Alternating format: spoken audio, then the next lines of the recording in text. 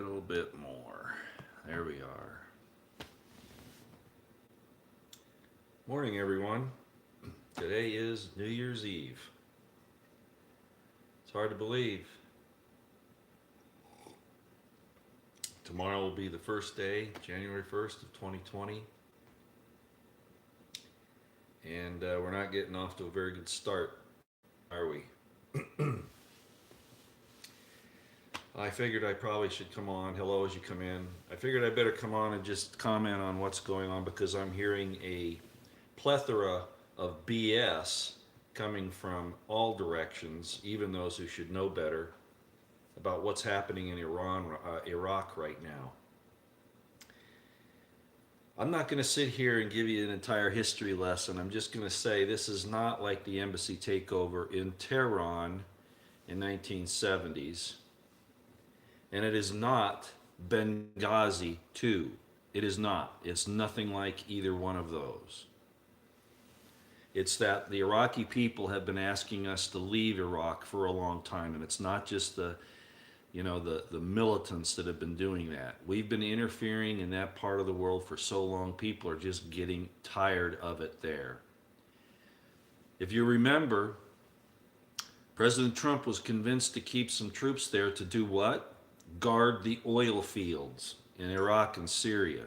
Remember that?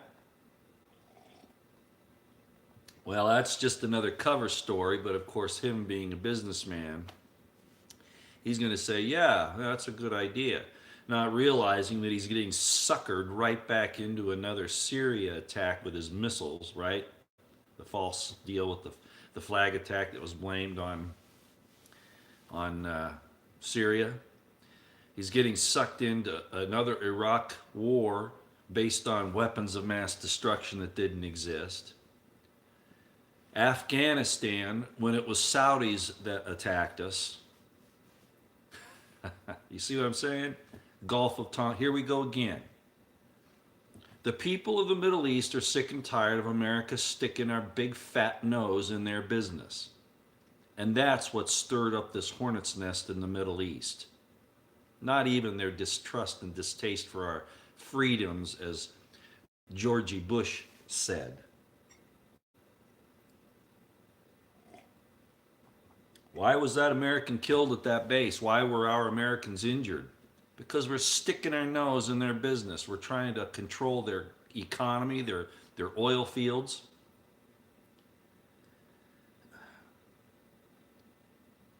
You know, I just wanted to make sure because I'm hearing a lot of BS out there right now from all the regular people, plus those like Tom Cotton, and I'm not even going to name the names.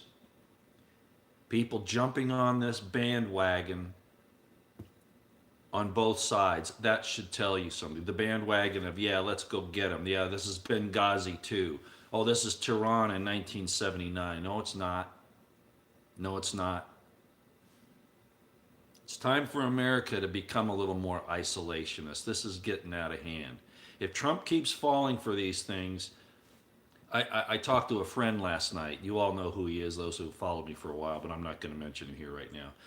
And he brought up some statements about Trump. Now he's thinking, well, maybe, possibly, he could be a David-like character from the Bible. And I've discussed some of that, more of the Cyrus side, Koresh of Persia. And I can see some similarities. These are types and shadows. I'm not saying that Trump's a prophet or a messenger from God or anything like that. I'm just saying these types and shadows that I talk about. And he's done some of that. But ladies and gentlemen, as I said yesterday, and as I've said for a long time, unless he turns around and stops listening to these neocons and these people like Pompeo, John Bolton is out there going the rah, rah, rah this morning. John Bolton's controlling a lot of this from the sidelines. He has contacts in Iraq that he knows, and Iran for that matter. And I wouldn't be a bit surprised if he isn't pulling some strings. So at any rate, I just wanted to come on. I'm not going to get into all the particulars. Just watch this thing and realize that we're all getting played again. That this is not in any way, shape, or form of Benghazi 2. Not in the slightest. And if you know the particulars about Benghazi, which I talked about when it happened, and I've talked about it since, you'll know this is not Benghazi 2. Secondly, this is not Tehran taking the American embassy in Tehran in 1979. It might turn into that because we have no business being there anymore. We've looted that country. We invaded it on false pretenses. We stirred up the Iraq-Iran war. We stirred up the Afghanistan war. Everything in the Middle East is the U.S. is doing, and their partners like Britain. I'm sorry that we've lost somebody over there, and I'm sorry about the injuries. But you know what? All you got to do is look at Washington, D.C., New York, and London, and you'll know exactly who's responsible actually for it. Do I like Islam? No. And I've been very clear about that. But when you have a bully in the yard somewhere who constantly picks on you, somebody's going to get upset. All right, that's all I got for you, okay? I hope you have a happy new year. It's not starting out very well. This just figures. They're going to have their war in Iran. They're going to have it one way or another, and Trump's going to fall for it. Okay? Trump's going to fall for it. And it's disgusting. And in the same time, he's going to be infringing on your First, Second, and Fourth Amendments by the way things are looking. Now, everything I've said. Trump did speak well about the guy who, the people actually who protected the other churchgoers there in Texas.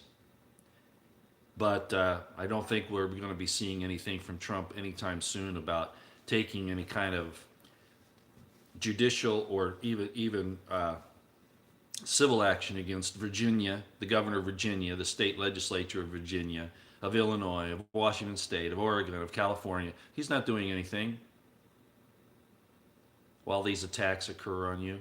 It's really disgusting. It's really sad. No, here we go again. Foreign policy is the big thing for presidents to get involved in because that's what makes them so great. Well, it seems like to me that Washington and Thomas Jefferson and James Madison said just the opposite. Yeah.